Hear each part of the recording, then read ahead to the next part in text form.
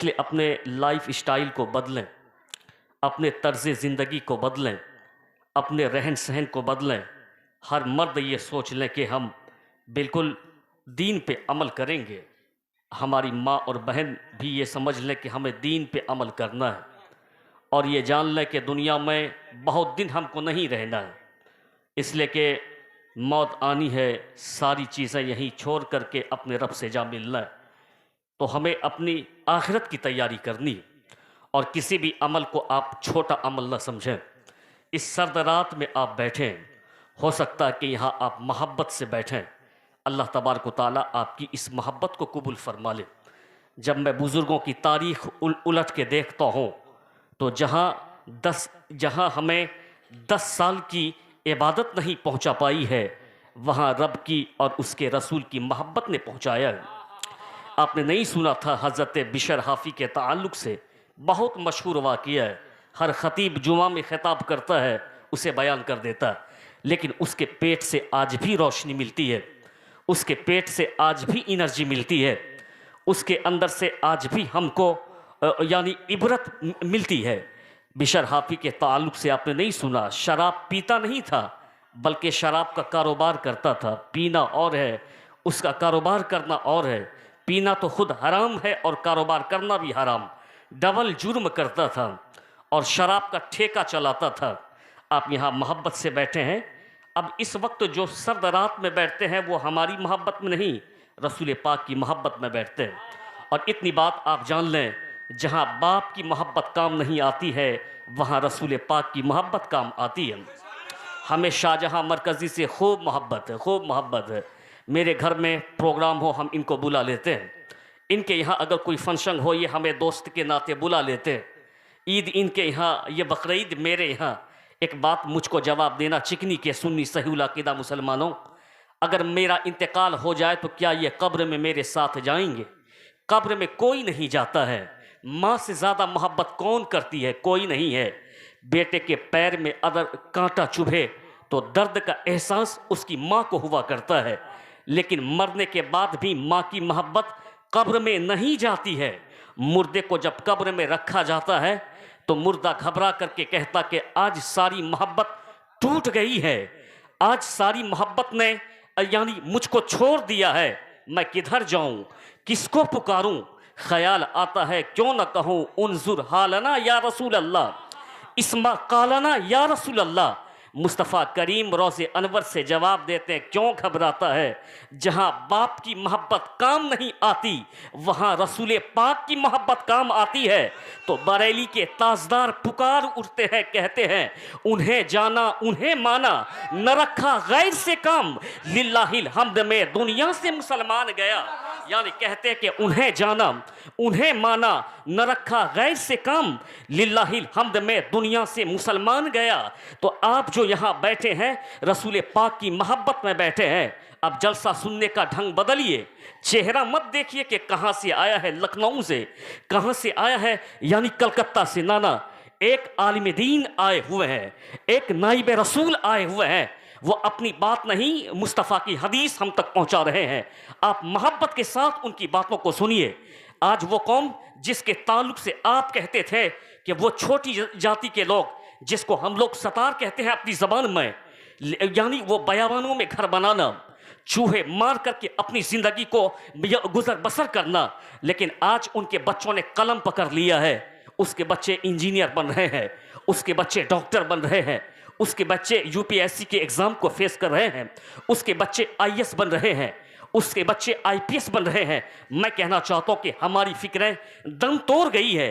मैं कहता हूँ कि जो चूहा मार के खाती थी जो कौम, आज उनके बच्चे यूपीएससी की डिग्री को हासिल कर रहे हैं। लेकिन जिसके पैगंबर ने कहा था 1400 साल पहले, जिस वक्त इल्म का तसव्वुर नहीं, जिस वक्त मैं कहता हूँ कि किसी कॉलेज का तसव्वुर नहीं, जिस वक्त किसी मदरसे और यूनिवर्सिटी का तसव्वुर नहीं, उस भयानक आलम में मुस्तफ़ा जान रहमत ने इल्म की शम्मा जलाते हुए कहा था कि अल इल्म नूर वल इल्म कुव्वा, यानी इल्म ताकत का नाम है, इल्म रोशनी का नाम है। मैं कहता हूं कि जिस कौम को आज बुलंदियों पे होना चाहिए था, आज वो कौम पीछे नजर आ रही है। इसलिए अपनी आंखों को खोलिए, अपनी तर्ज जिंदगी को बदलिए, अपनी इस यानी गफलत गिरी की चादर को हटाइए और मुस्तफ़ा जाने रहमत के दामने करम को पकड़ के आला हजरत की ज़बानी यूं कहिए, मैं मुजरिम हूं आका, मैं मुजरिम हूं आका, मुझे साथ ले लो कि रस्ते में है जा बजा थाने वाले। यानी अभी भी देर नहीं हुआ है, आला हजरत की ज़बानी मुस्तफ़ा के चौखट से लिपट करके कहिए, मैं मुजरिम हूं आका, मुझे साथ ले लो कि रस्ते में है जा बजा थाने वाले। इसलिए कहना चाहता हूं कि अपनी तर्ज जिंदगी को बदलिए, किसी भी अमल को छोटा मत समझिए। बिशर हाफी जो कि सिर्फ शराब न पीता था बल्कि शराब का कारखाना चलाया करता था, कितना बड़ा मुजरिम होगा। एक आदमी अगर सड़कों पे शराब पीता हो, आप उनको देख करके, एक शरीफ आदमी उनको देखने के बाद उससे दूर हटता है, कहता कि फना का बेटा तो शराबी हो गया, उनका बेटा तो बर्बाद हो गया, उनका बेटा तो खराब हो गया। यानी पूरे मोहल्ले में रुसवाई होती है उनकी, अगर उसी के बगल में वो शराब भी पीता हो, फिर उनके बाद वो शराब का कारोबार भी करता हो, यानी शराब ला करके रखता हो और उसके बाद लोगों को पिलाता हो, उनसे पैसे लेता हो, शराब बेचता हो। तो अब ये बताएं, मैं कहता हूं कि सिर्फ चिकनी वाले नहीं, पूरा इलाका वाला कहेगा कि फना का बेटा तो इतना गया गुजरा है जो शराब भी पीता है और शराब भी लोगों को यानी बेचा करता है, शराब का कारखाना चलाता है। लेकिन कहता हूं कि देख मोहब्बत ने किस कदर तकदीर बदल डाली। बिशर हाफी जो कि शराब पीते और शराब पिलाते, कारखाना चलाते, रास्ते में आपने एक पर्चा देखा था, उसमें क्या लिखा हुआ था? अल्लाह का नाम लिखा हुआ था। एक रिवायत में आया है कि उसमें बिस्मिल्लाहिर्रहमानिर्रहीम शरीफ लिखा हुआ था। जरा गौर से सुनिएगा, मेरी गुफ्तगू को अपनी तख्ते दिल पे ले करके जाइएगा। इंशाअल्लाह जिस बदलाव का इंतज़ार आप कर रहे हैं उसकी आमद का इंतज़ार आपको नहीं करना पड़ेगा। और जब उसने देखा कि वहाँ पर्चा रखा हुआ है, वो शराब पीता है, शराब का कारखाना चलाता है, आप तो कम से कम उनसे अच्छे हैं, जहां नबी की मोहब्बत में बैठे हुए हैं। इसलिए कहता हूं कि मोहब्बत में पुख्तगी लाइए, बिल्कुल मोहब्बत के साथ बैठिए, देखिए किस्मत कैसे बदलती है। अब बिशर हाफी ने उस पर्चे को जब उठाया था, सोचा कि मैं इसको चूम लूं। ख्याल आता है कि तेरा मुंह तो नापाक है, तू कैसे अल्लाह के लिखे हुए नाम के पर्चे को चूमेगा। यानी काम क्या करता था? शराब पीना और शराब का कारखाना चलाना। अब बताएं कि कितना बड़ा गुनहगार होगा। अब उस पर्चे को लाता है, अपने घर सबसे ऊंची ताक में रख देता है। फिर दिल में ख्याल आया कि पाक हो जा, नहाया यानी पाक हो गया। फिर उनके बाद उस पर्चे में खुशबू लगा दी। खुशबू लगाने के बाद उस पर्चे को अपने मुंह से चूमता है। चूमने के बाद बड़ी ही हिफाजत, बहुत ही कद्र के साथ, मोहब्बत के साथ ऊंचे में रख देता है। क्यों? इसमें अल्लाह का नाम लिखा हुआ है। मैं कहता हूं कि चिकनी के तमाम सुन्नी सहूल अकीदा मुसलमानों, कोई अमल उसने नहीं किया, शराब पिया, गुनाह का काम किया, लेकिन अल्लाह के नाम की किस कदर कद्र फरमाई है कि उसको चूमा है और ऊपर रख दिया है। देख अल्लाह की रहमत ने किस कदर उसको आवाज दी है। अगर आज भी तुम मुस्तफ़ा की मोहब्बत में सिद्क दिल से यहां बैठ जाओगे, अगर रब की रहमत ने तुमको आवाज दे दिया, बेनमाजी नमाजी हो जाएंगे, यानी गुनहगार नेकोकार हो जाएंगे। इसलिए मैं कहता हूं कि अल्लाह की रहमत की चादर बहुत वसी है। अब उसने रख दिया, रब को उसकी ये अदा पसंद आ गई। अल्लाह को कौन सी अदा पसंद आएगी कहना मुश्किल है। अल्लाह ने इसके इस अदा को पसंद फरमा लिया। और उनके बाद उस शहर के एक कुतुब थे, एक कुतुब हुआ करता है, अल्लाह वाले होते हैं, अल्लाह उसको मकाम अता फरमाता है। उस शहर के कुतुब ने क्या ख्वाब में देखा कि कहने वाला उनसे कहता है कि आज से तू इस शहर का कुतुब नहीं, बिशर हाफी इस शहर का कुतुब है। आंख खुलती है, बैठ जाते, तौबा पढ़ते हैं, अस्तगफिरुल्लाह औज़ु बिल्लाहि मिनश शैतानिर रजीम। इसलिए कि जब कोई बुरा ख्वाब देखता है तो तौबा पढ़ता है और अल्लाह से, शैतान से बचने के लिए मदद तलब करता है। क्यों? बिशर हाफी तो शराब पीता था, शराब का ठेका चलाता था। अब ख्वाब में कोई कहता है कि वो तो शहर का कुतुब बन गया, तो उनके इल्म और इदराक के मुताबिक ये ख्वाब उनको शैतानी लगा।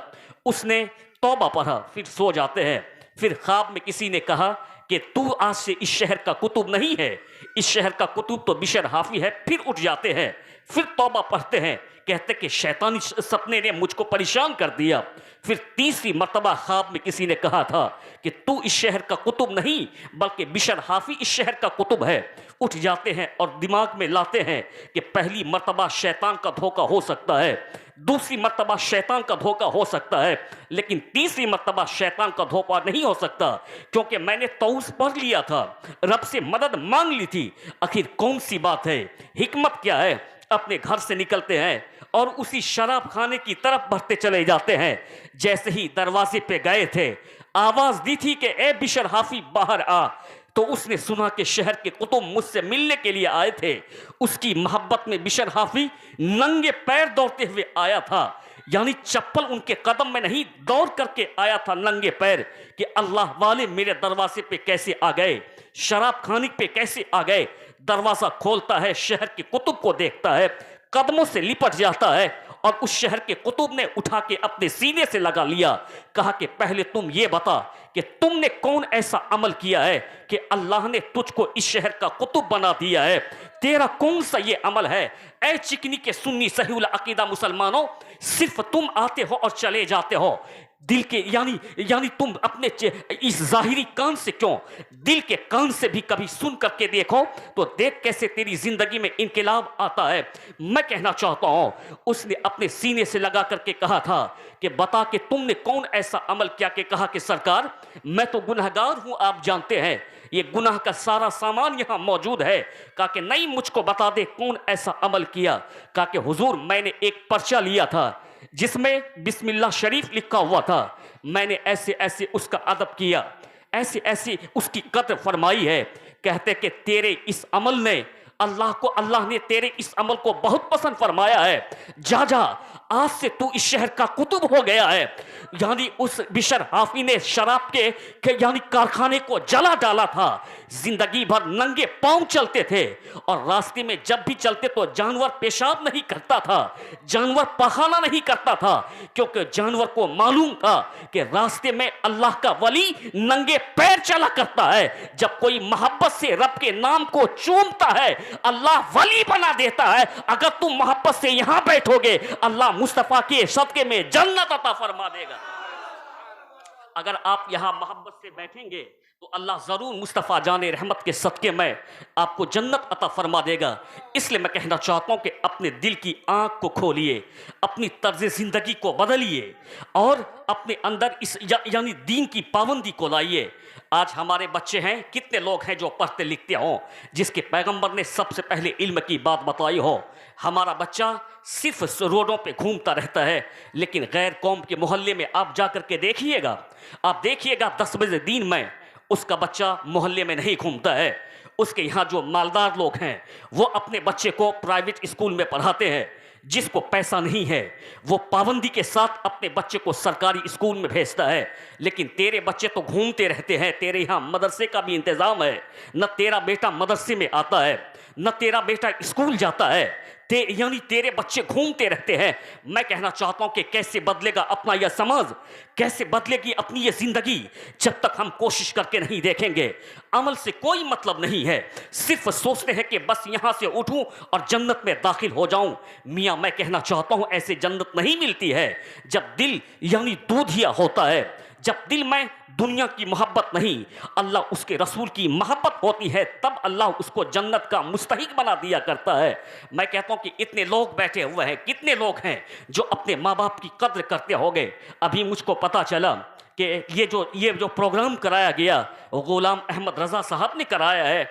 मसूद उबैदी से आपने ज़बरदस्त नाथखानी समात की, गुलफराज़ो मुंतज़िर से, साजिद निज़ामी से और दिगर तमाम तर लोगों से, अशरफ हमज़ा से, आपने मौलाना गुलाम मुर्तज़ा साहब से, सब लोगों ने अपने अपने एतबार से आपके दिल को रोशन करने की कोशिश की। मैं कहता हूँ कि बेटा कैसा होना चाहिए, बेटा ऐसा ही होना चाहिए कि बाप का यानी बाप के चले जाने के बाद भी आज अपनी बाप की रूह को तस्कीन पहुंचाने के लिए आलिम दीन को बुलाया है, ताकि ये आलिम आएंगे, मुस्तफ़ा की बात होगी, रहमत की बरसात होगी, यही सवाब मेरे बाप की कब्र में पहुंच जाएगा। बेटा हो तो ऐसा ही होना चाहिए, ऐसा ही वफादार बेटा होना चाहिए। एक कड़वी सच मैं आपके सामने में रखना चाहता हूं।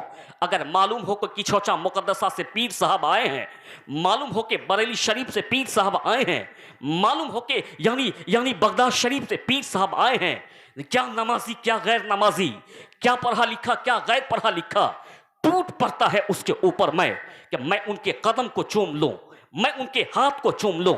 मैं कहना चाहता हूं कि तुम उसके हाथ और कदम को चूमने के लिए दौड़ते हो। गुलाम गौस रज़ा कादरी मना नहीं करता है। हाँ, जो जो यानी सही पीर है, जो वाकई में पीर है, तुम उनके कदम चूम लो, तुम उनके हाथों को बोसा दे दो। लेकिन आपने कभी गौर किया?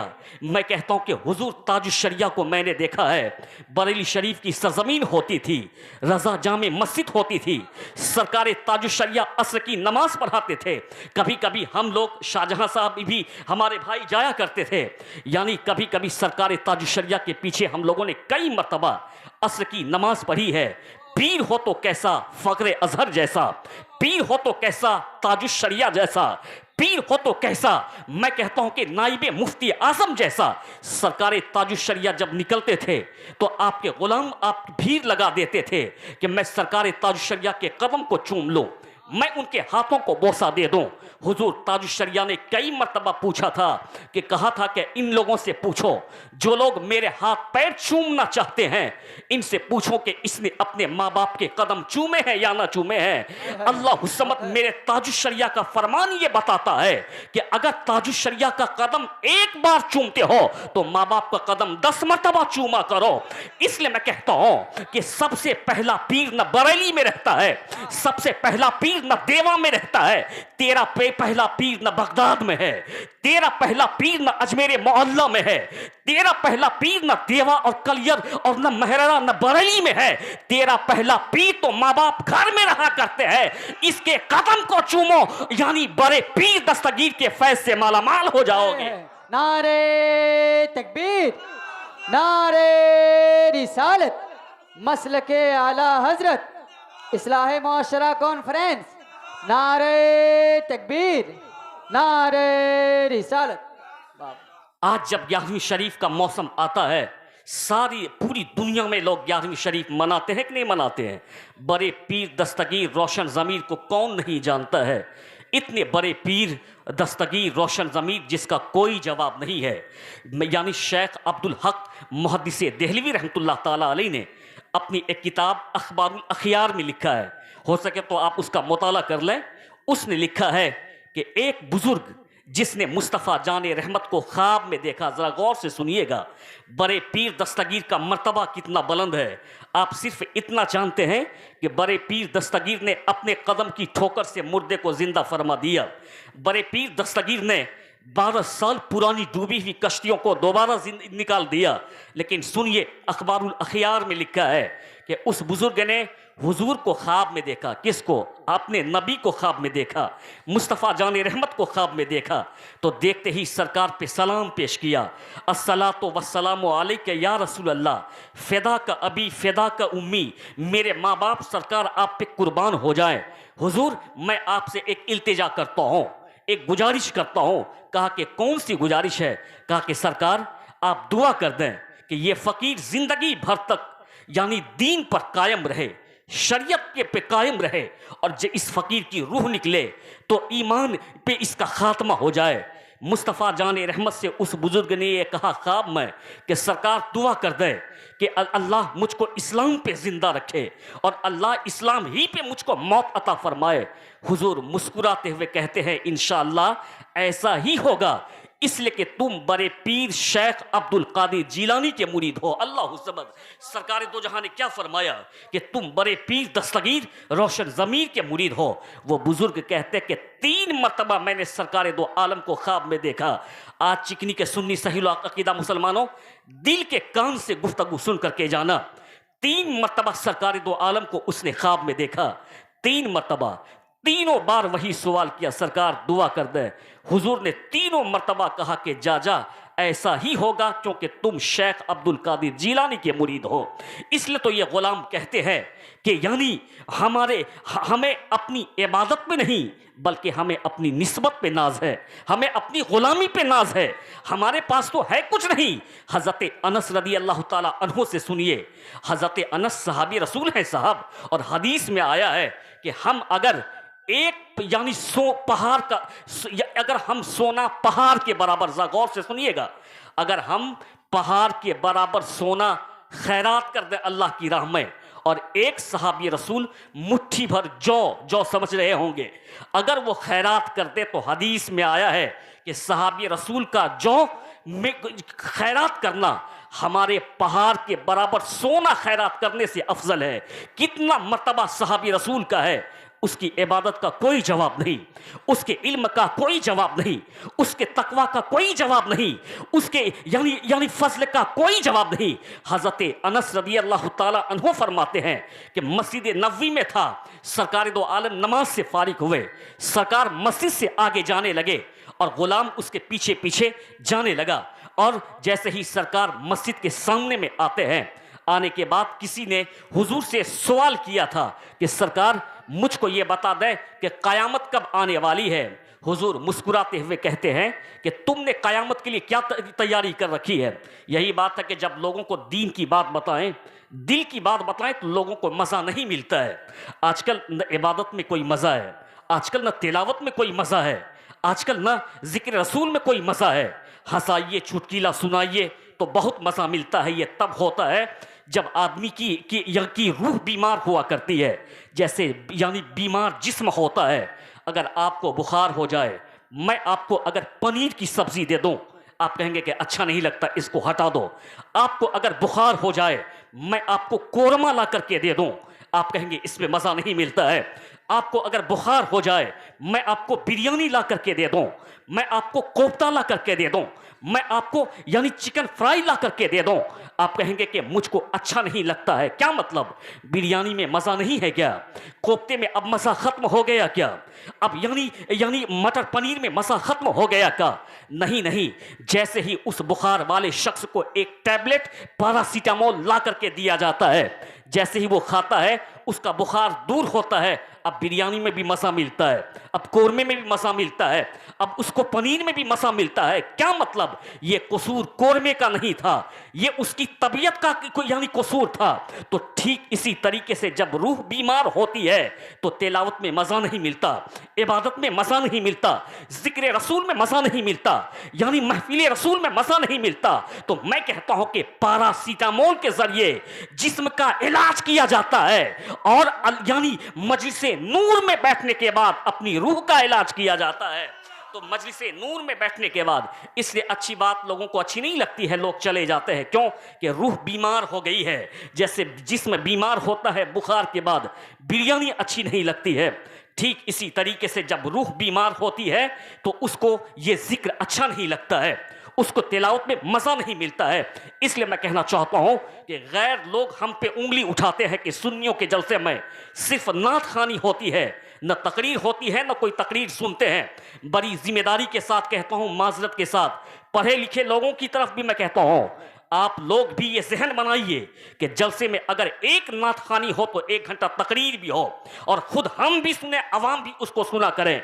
जब तक आप नहीं सुनेंगे, ये माहौल नहीं देंगे, तो माहौल कैसे बनेगा?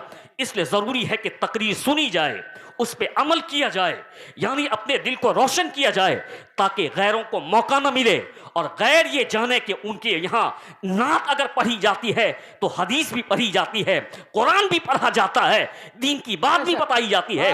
इसलिए मैं कहना चाहता हूँ कि बात दूर न चली जाए। मैं आपको क्या बता रहा था कि हज़रत अनस कहते कि सरकार दो आलम मस्जिद से बाहर निकले, ज़रा गौर से सुनिएगा। निकले तो उसने सवाल किया था कि हुजूर क़यामत कब आएगी? हुजूर मुस्कुराने लगते हैं, कहते कि तुम पहले हमको ये बता दो कि तुमने क्या तैयारी कर रखी है। वो कहता कि हुजूर मेरे पास तो कुछ भी तैयारी नहीं, लेकिन इतना ज़रूर है कि मैं अल्लाह और उसके रसूल से बेइंतहा मोहब्बत फरमाता हूँ। कहो ज़ोर से सुभान अल्लाह। क्या कहा था उसने कि सरकार मेरे पास ज़्यादा अमल नहीं है, लेकिन इतना ज़रूर है कि मैं आपसे और रब से बेइंतहा मोहब्बत फरमाता हूँ। हुजूर ने क्या कहा था कि जो जिससे मोहब्बत फरमाएगा मैदान क़यामत में उसी के साथ होगा। अल्लाह हुस्मत हज़रत अनस कहते हैं कि ज़िंदगी में मुझको अब तक इतनी खुशी नहीं हुई थी जितनी खुशी को मुझको उस दिन हुई, इसलिए कि मुझे मालूम था कि मैं सरकार से बेइंतहा मोहब्बत करता हूँ, इसी के बदले अल्लाह मुझको बख्शिश का परवाना अता फरमा देगा। हज़रत अनस कहते हैं कि मुझको बेइंतहा खुशी हुई क्योंकि मैं सरकार दो आलम से बेइंतहा मोहब्बत फरमाया करता था। इसलिए ज़रा गौर से सुनिए, यहाँ जितने लोग बैठे हुए हैं, तो शेख अब्दुल कादिर जीलानी से हम भी मोहब्बत फरमाते हैं। अल मरओ मा मन अहब्बा,